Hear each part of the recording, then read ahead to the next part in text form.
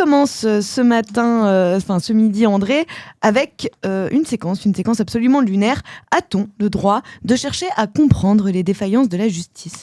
En tout cas, il s'est passé quelque chose d'assez étonnant, et ça a été la confession. C'était la confession très digne, très forte, de la mère d'Elias. Je rappelle Elias, 14 ans, le 24 janvier 2025, il y a donc quelques mois, moins d'un an, a été tué à la machette lors d'une tentative d'extorsion par 2 mineurs, déjà connus pour leur violence. Voilà, il demandait son portable, il a refusé, ou il n'a pas refusé, en tout cas, ils l'ont achevé à coups de machette.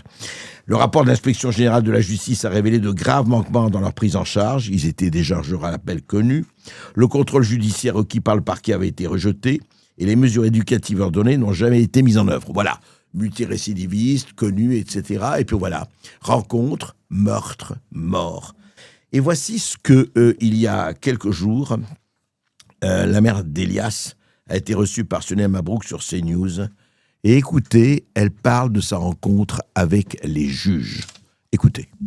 Face à ces mots, j'étais déstabilisé. Voilà la mère d'un enfant assassiné à qui, selon ses dires, un juge lui dit « Ah oui, attendez, vous partez en croisade contre les juges ?» Les juges ? C'est quoi cette généralisation ? Il n'y a pas les juges, il y a des juges. Il n'y a pas les avocats, il y a des avocats. Il n'y a pas cette généralisation de ces chosifications. Eh bien, on l'a fait là.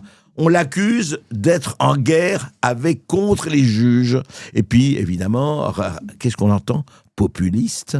On entend ceci, c'est presque quoi ? Elle va être bientôt traitée de raciste, la mère d'Elias ? C'est quoi cette histoire ? Et là, vraiment, se pose la question, quand j'ai entendu ça, j'ai dit, c'est pas possible. Les bras nous en tombent. Comment un juge peut dire ça, quel qu'il soit ? Un juge peut dire, en tout cas, peut traiter de populiste ou autre une mère d'un enfant qui s'est fait assassiner. Eh bien, Gérald Darmanin, et il a bien fait, a répondu le lendemain sur RTL, je crois, ministre de la Justice, et il a eu, je crois, les mots, mais il faudra aussi que les actes suivent. Écoutez, Gérald Darmanin.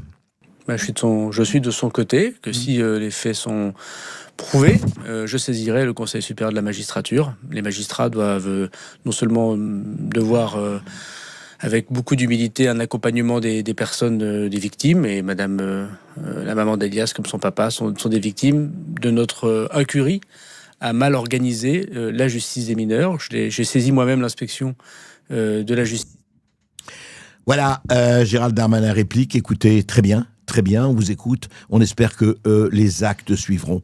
Comme d'habitude, on espère toujours, mais là, il y a quand même quelque chose qui doit être... Qui jugera ce juge ? Le vrai problème, il est là, on l'a déjà posé.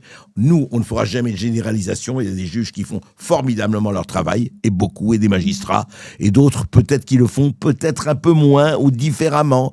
Et ben voilà, il faut qu'il y ait toujours chaque pouvoir à avoir un contre-pouvoir. Sinon, ça ne s'appelle pas la démocratie. Il faut le dire, le répéter autant qu'il faut. Et puis, on va parler peut-être d'autres choses. On va parler peut-être du service public, de France Inter, par exemple. Berkoff sur le vif, le réel enfonce la porte. Oui, André, et France Inter qui n'en finit pas de nous surprendre. Ah oui, formidable, vraiment. Non, on est content, vous savez, on est très très content en tant que contribuable de contribuer à 4 milliards d'euros, le budget de France Télévisions, France Inter, etc., Radio France. 4 milliards d'euros. Pour entendre quoi ? Eh bien, par exemple, pour entendre un humoriste. Alors, c'est vraiment Coluche, Le Luron, Pierre Desproges, c'est rien à côté de GC. Vous connaissez pas GC, moi non plus. Eh bien, écoutez, voici ce que GC, le 18 novembre dernier, disait sur France Inter, aux applaudissements et au rire de la petite assistance dans le studio. Écoutez. En tout cas, la mixophobie, j'ai l'impression que c'est une peur de blanc. Je pense que la dernière fois qu'un Babtou a eu aussi peur, c'est quand quelqu'un lui a demandé de twerker. Et c'est ironique quand même que ce soit des blancs qui aient peur des métis, alors que c'est exactement les mêmes qui violaient des esclaves entre les cannes à sucre, ceux qui donnaient des métis. Bon, les calculs sont pas bons. Et surtout, mixophobie, j'ai juste l'impression qu'on invente un mot pour excuser les fachos. Je suis pas raciste en fait, je suis plus mixophobe. Non, Karen, t'es une grosse raciste suprémaciste blanche et tu mériterais prendre ta pétée avec un antillais pour comprendre que c'est très agréable. Voilà, tu mériterais de prendre ta pétée avec l'entier. Donc ça veut dire, je traduis en français, tu mériterais de te faire violer par un entier. Tu verras ce que c'est bien. Ah, c'est d'humour. Ah oui, vous avez vu, on rit dans le studio. Quel humour. Mais moi, je suis pour la liberté d'expression totale. Mais c'est un petit blanc qui s'appelle GC, qui dit « Ah, c'est blanc, ce truc de blanc. » Il parle de l'esclavage, du métissage, etc., etc. Il parle de la mixophobie. Mais dites donc, on aimerait bien qu'à France Inter, on aimerait bien voir jusqu'où va la mixité à France Inter. Mais ce que j'adore, c'est les petits blancs, avec leur petite haine de soi, avec le complexe d'être « Attention, je suis dans le camp du bien, je dis les choses, ah oui, ça va twerker, etc. » Et ça fait rire. Mais franchement, moi j'adore, je veux dire, vive la liberté des cons, eh bien, de s'exprimer, je la veux entière, mais qu'ils se reconnaissent au moins comme cons, parce qu'à ce niveau-là, franchement, il faut tirer l'échelle ou tirer la chasse. Et France Inter, d'ailleurs, a une tradition. Vous savez qu'il y a une très très belle tradition à France Inter, parce que effectivement, on choisit qui on attaque. Alors là, c'est le petit blanc à la con, mixophobe, évidemment, donc raciste, colonialiste, etc., etc. Mais la religion, attention, pas n'importe quelle religion, la religion, une certaine religion, on peut y aller franco. Par exemple, vous vous rappelez, ça fait il y a quelques années, mais c'était culturellement légendaire, il n'y a pas de problème, avec aussi les rires de l'assistance.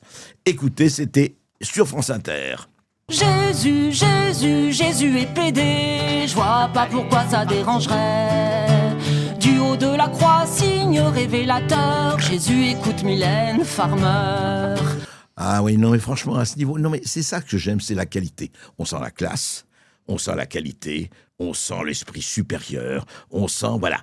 On est toujours dans le même registre. Donc, les vrais, les salauds qu'il faut absolument dézinguer, ce sont les blancs. Et c'est d'ailleurs des blancs parce que le Frédéric Froment est un bon petit blanc, comme le petit GC. Ils sont tous des petits blancs et ils y vont. Ça s'appelle le masochisme, considéré comme un des beaux-arts. Et c'est très bien. Écoutez, ça fait rire. Moi, la seule chose qui me gêne, c'est que je paye pour ça. Ça m'embête beaucoup.